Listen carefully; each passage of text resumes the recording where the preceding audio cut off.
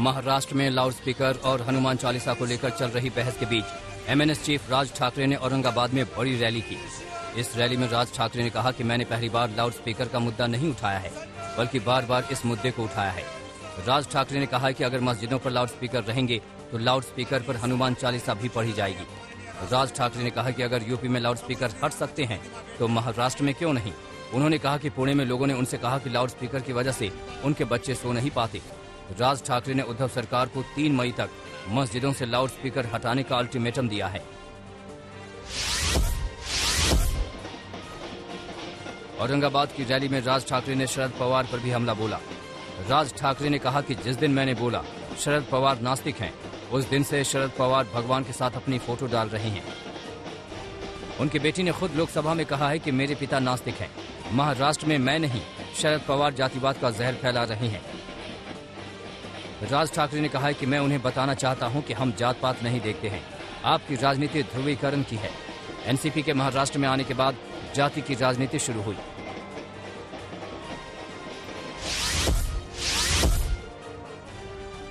राज ठाकरे पर मुख्यमंत्री उद्धव ठाकरे ने एक बार फिर हमला बोला। उद्धव ठाकरे ने कहा कि कुछ लोग बार बार अपना झंडा बदलते रहते हैं। पहले वो गैर मराठी पर हमला किया करते थे, लेकिन अब गैर हिंदू लोगों पर हमला करते हैं। वहीं शिवसेना सांसद संजय राउत ने नाम लिए बिना राज ठाकरे पर निशाना साधा। उन्होंने कहा कि वो अयोध्या और मराठवाड़ा में जा रहे हैं, लेकिन उनके पीछे कोई भी भजन करने वाला नहीं है। खेळाडूंकडे मी लक्ष देत नाही, कारण हे खेळाडू नेमकं कोणत्या कोणत्या मैदानात कोणते कोणते खेळ करतात हे आतापर्यंत लोकांनी अनुभवलेलं आहे। कधी मराठीचा खेळ, कधी हिंदुत्वाचा खेळ, कधी ह्याचा खेळ।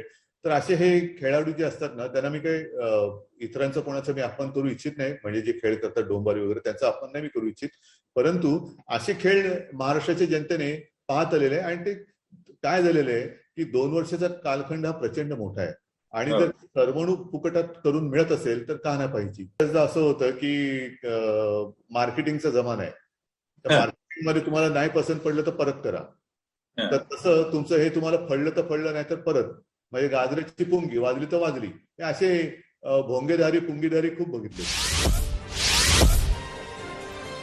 महाराष्ट्र दिवस के मौके पर पूर्व मुख्यमंत्री देवेंद्र फडणवीस ने मुंबई में जनसभा को संबोधित किया और इस दौरान उद्धव ठाकरे पर तीखा हमला बोला।